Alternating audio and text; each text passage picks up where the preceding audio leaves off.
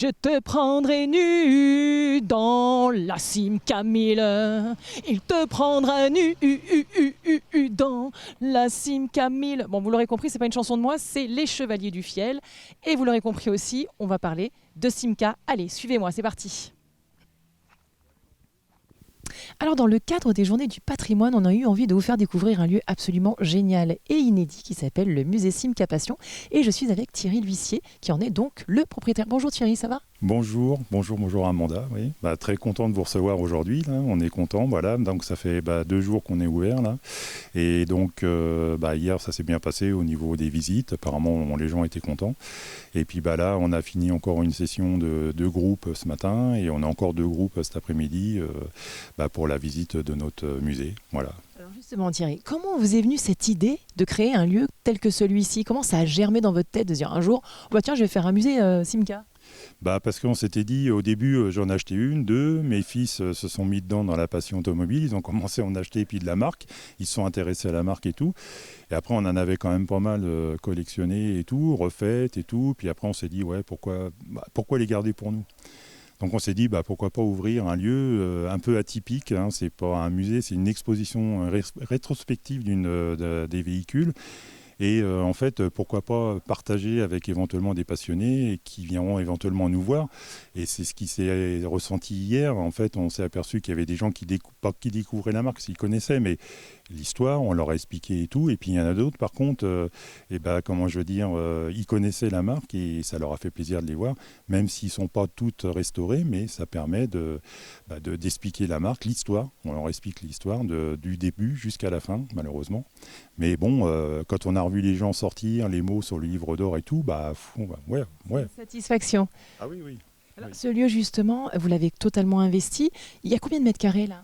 Alors, au bâtiment, il y a 1600 mètres carrés et donc au total, par rapport à l'exposition, on a à peu près, un peu plus de 1000 mètres carrés. Voilà. Parce qu'il y a une partie privative, puis il y a des ateliers, il y a tout ça. Mais sinon, en exposition, on a un peu plus à 1100 mètres carrés, on va dire. Voilà. Et donc, c'est vous qui avez réhabilité le lieu parce qu'il n'était pas comme ça à l'origine ? Non, il était, disons que là, le hall où on est, là, oui, il était comme ça. Donc après, on l'a nettoyé parce que c'était tout délabré. On a refait l'électricité, on a décoré tout ça parce que il n'y avait rien. On a tout nettoyé parce que c'était très sale. Et après, oui, on l'a réhabilité dans le sens que pour accueillir nos voitures et puis accueillir le public, quoi. Ce qui a été compliqué, hein, parce qu'on avait fait ça de décembre jusqu'à l'autorisation. Pour le savoir, on l'a eu que jeudi. Donc vraiment, on a la primeur de la chose, c'est tout neuf, on a de la chance. Disons que on avait eu par Madame Plévert, donc la maire de Bonnétable, la nouvelle maire de Bonnétable, elle nous avait fait une autorisation, elle allait nous faire une autorisation temporaire de 2 jours pour pouvoir ouvrir aux Journées du patrimoine, parce que notre dossier était en attente. Mais on a eu vraiment la très bonne nouvelle jeudi, comment je veux dire, c'était définitif. Donc là maintenant, on va pouvoir ouvrir le musée définitivement, officiellement, et les autorisations sont acquises. Et après, on a fait en plus l'inauguration donc vendredi soir. Monsieur Jean-Pierre Vogel est venu, le sénateur, tout ça, nous voir et tout, ce qui nous a un peu étonnés, mais bon, ça nous a fait vraiment très plaisir. Et donc Madame Plévert nous a remis le document sacré avec toutes les autorisations. Et là maintenant, officiellement, on est ouvert. Génial. Alors il y a plein d'affiches, ça c'est assez génial, parce que justement vous avez créé une vraie atmosphère. Vous avez trouvé tout ça où ? C'est vraiment dans le détail, on a l'impression d'être dans un garage. C'est ce qu'on a voulu recréer un peu, cette histoire de garage, et puis toutes les affiches et de la documentation qu'on avait, nous, acquise depuis des années, parce que moi j'ai commencé en 2004 à acheter une voiture, 2, 3, puis après mes enfants s'y ont mis. À chaque bourse, on a retrouvé un catalogue, une affiche, un machin, enfin tout ce qu'on pouvait trouver qui avait lieu avec Simca, c'était caché dans la maison, sous des clics-clacs, dans les armoires, enfin machin et tout. Et on a eu la chance de rencontrer monsieur Claude Boulet, qui était garagiste à Beaufay, qui était Simca. Et ce monsieur est en retraite depuis 2002 et en fait, il désespérait parce qu'il avait récupéré tout ce qu'il avait dans son atelier d'affichage. À l'époque, on donnait aux concessions, enfin pas aux concessions, mais aux agents Simca et à Peugeot. Et le jour qu'on s'est rencontrés, pour lui, ça a été une libération parce qu'il savait où ça y est. Un jour, un dimanche, il est arrivé à la maison. Il a une 405 break remplie jusqu'au toit. des tubes avec des posters, des machins. Bah, voilà, donc après, on en a à nous, mais bon, un grand merci à lui parce que bon, il nous a fait don de ça. Et c'est vrai qu'il y a des affiches qu'on aurait peut-être pu acquérir, mais voilà, on les a chercher, il faut les trouver. Et il y en a qui ont malheureusement disparu et qu'on ne reverra pas. Que là, celles-ci, on les a. Voilà, et c'est des vraies affiches. Alors, il y a combien de modèles de voitures là, ici, aujourd'hui ? Alors ici, il y en a à peu près une trentaine de modèles. En Simca, on a des Arondes, on a des 1100, des 1301. Enfin, on a essayé d'expliquer un peu la marque du départ jusqu'à la fin, en ayant un peu tous les modèles. Mais bon, on n'a pas, comme là, de Rallye 2, on n'a pas tout ça, parce que bon, c'est des modèles qui sont onéreux et on ne pourra pas s'acheter, parce que là, il faut savoir que c'est notre collection privée. Et c'est des voitures qu'on a acquises sur de nombreuses années. Et maintenant, malheureusement, la vénalité s'est mise dedans et maintenant ça a atteint des sommets que nous, on ne pourra pas suivre, quoi, je veux dire, parce qu'on ne peut pas acheter une voiture à 5 000 € et qu'elle soit complètement délabrée et que voilà, il y a des années de travail. Donc ça, on ne peut pas. Voilà, donc ça, on peut pas. Alors, comme là, les Chambord, tout ça, pour nous, c'est inaccessible pour l'instant.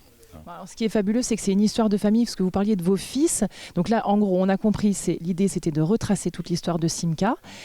Et vous restaurez les véhicules, alors les restaurez de quelle manière? C'est vos fils, c'est vous, vous faites tout ça ensemble? Alors on fait tout de A à Z nous-mêmes, moi, pour moi personnellement, parce que c'est moi qui suis là, donc je fais tout ce qui est partie mécanique et électricité.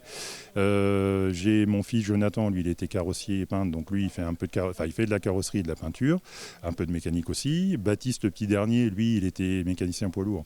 Donc lui là-dessus la mécanique ça va, ça il change pas trop. Et par contre Florian, lui il est commercial dans l'alimentaire.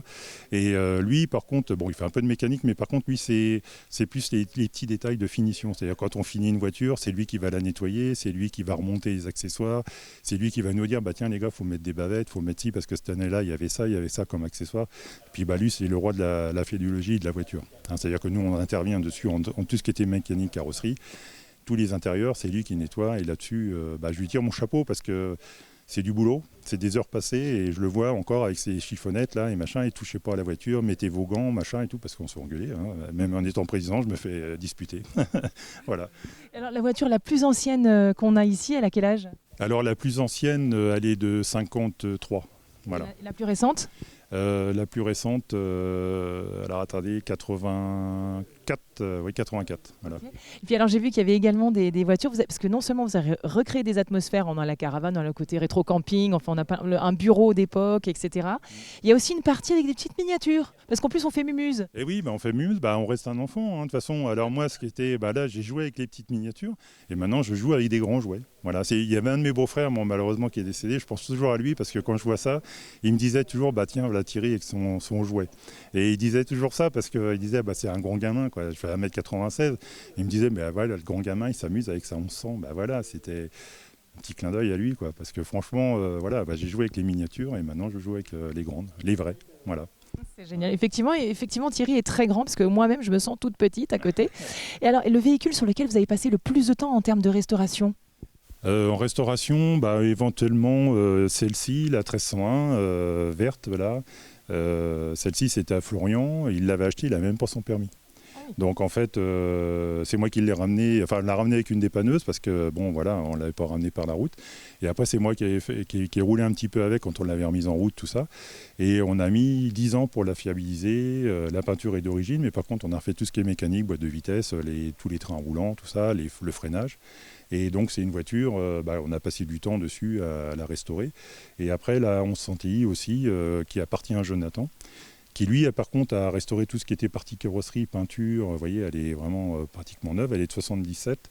Et moi par contre j'ai refait tout ce qui était partie mécanique et la boîte de vitesse avec Claude Boulet là. Parce que lui c'est un spécialiste de ça, puis il aime ça. Donc ça, on délègue un peu et puis voilà. Bon après on exploite une personne de 80 ans quand même. C'est pas beau. Oui, enfin Thierry. J'ai honte. Je vous tape avec le micro. Ouais, non, j'ai honte. Mais bon, non, mais voilà, quand je le vois, c'est le sorcier de la boîte de vitesse, quoi. Non, franchement, voilà. Donc après, il nous aide, il nous donne beaucoup de conseils. C'est une personne qui est humble, quoi. Je veux dire, en mécanique, c'est une histoire en vivante, quoi. Non, mais c'est magnifique parce qu'en fait, c'est vraiment, c'est un truc qui est chronophage. Vous avez mis vos tripes à la fois dans le lieu, dans les voitures. Donc c'est fantastique. Merci beaucoup, Thierry. Merci. Bonjour. Quel est votre petit nom? Monica. Enchantée. Et vous? Olivier. C'est votre compagnon? Tout à fait, bien sûr. Vous venez d'où? La Bazoge, pas très loin. Ah oui, vous êtes des voisins. Oui, Tout on à est fait. bons voisins, tout à fait. Comment vous avez entendu parler de ce lieu? Sur Internet, j'ai vu passer dans les nouvelles pour les journées du patrimoine, voilà, tout à fait. Donc, on a téléphoné, on a réservé. Et, voilà, on a une Simca, une vieille Simca dans notre garage. Moi, quand j'étais petit, mes parents avaient des Simca. J'ai fait des dizaines de milliers de kilomètres à l'arrière de Simca. Donc, voilà, j'ai repris un petit coup de jeune en venant visiter cet endroit. Et vous, la Simca, c'était un monde qui vous parlait ou pas vraiment? Alors, pas vraiment au départ, mais nous avons une fille, enfin nous avons 3 filles, et l'aînée s'appelle Océane, et mon beau-père, qui s'y connaissait bien en Simca, nous a dit il existe une très belle Simca Océane, donc on s'est mis en chasse, on a trouvé la Simca Océane qui a un très beau cabriolet dans le Jura, donc on l'a acquis. Et ensuite, on a fait des rallyes avec. Nos filles étaient ravies de se faire promener dans cette belle voiture. Et voilà, donc c'est comme ça que j'ai connu, moi, la Simca. Et ça s'arrête là. Les autres Simca, c'était pas du tout... Aujourd'hui, c'était vraiment la découverte et finalement, ça vous a plu? Oui, oui, tout à fait, ça nous a plu. D'abord, il n'y a pas que des Simca, il y a toute l'ambiance de ces années-là. C'est très, très bien refait, hein, c'est magnifiquement agencé. Donc oui, ça m'a plu, ça m'a plu. C'est un joli petit voyage. Exactement, pleine de surprises. Oui, tout à fait. Donc vous recommandez aux téléspectateurs, aux téléspectateurs? Bien sûr. On recommande aux gens de venir jeter un œil ici parce que c'est un endroit quand même atypique et très intéressant. C'est surtout pour les gens qui ont connu les voitures d'une certaine époque. Ça va leur ramener des... Plonger dans des souvenirs agréables. Exactement, tout à fait. Bon, formidable. Écoutez, merci beaucoup. Je vous en prie. Merci à vous. Profitez bien. Donc, comme je vous l'ai dit au départ de ce sujet, nous sommes là dans le cadre des Journées du patrimoine. Donc, c'est un moment exceptionnel et qui dure donc sur 2 jours. Mais quand est-ce qu'il y aura lieu véritablement l'ouverture du musée? Alors l'ouverture, on compte le faire d'avril à octobre l'année prochaine. Là, ça sera vraiment ouvert au public, mais ça sera sur réservation comme on a fait aujourd'hui, c'est-à-dire que ça sera des groupes à peu près de 30 personnes avec des horaires. Hein. Donc il y aura à peu près 1h30, 2 heures de visite. Je pense que ça sera 2 heures parce que là, 1h30, on a vu que c'est un peu court. Et ça sera sur réservation, hein, parce qu'on ne peut pas se permettre d'accueillir 200, 300 personnes d'un seul coup.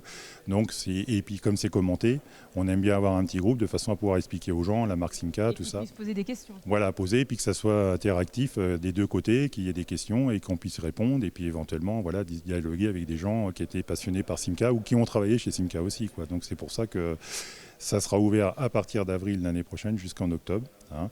Et on redonnera de toute façon sur les réseaux sociaux les dates d'ouverture, ce qu'on fera. Bon, je pense que ça sera à peu près 2 week-ends par mois. Et donc avec un calendrier, on essaiera de tenir ça, quoi. Hein, après, on peut recevoir des clubs aussi, tout ça, mais là, ça sera plus en individuel, un samedi ou un dimanche. Bon, voilà. Après, c'est à nous de gérer et puis de se mettre en contact avec les clubs correspondants. Et puis après, les visiteurs, voilà, on va essayer de gérer ça pour le mois d'avril. Et de privilégier la qualité, parce que c'est ça, en fait, vous avez envie vraiment de raconter l'histoire de Simca. Et puis vraiment, il va falloir que vous veniez parce que c'est formidable. On est plongé dans un univers, c'est un véritable voyage. Rien que les odeurs, enfin moi j'ai adoré. Merci beaucoup Thierry. Merci et bravo surtout. Merci, ça nous touche, voilà, merci parce que que les gens commencent à s'intéresser à nous, voilà, ça fait partie du pack, comme on dit, on le prend avec plaisir parce que voilà, quand on voit le livre d'or et tout ce que les réactions des gens, la banane quand ils sortent et tout. Moi, j'ai été un peu à la sortie, là, quand les gens sont sortis d'un groupe et tout. Je leur ai demandé un peu quand même. Les réactions, c'est super, continuez. Enfin, voilà.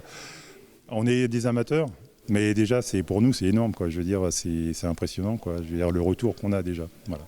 Bon, j'espère que ça continuera et que les gens viendront, quoi. C'est sûr, ça va continuer. Vous allez venir, c'est formidable. Merci. Et nous, on file à Saint-Germain-d'Arcé maintenant.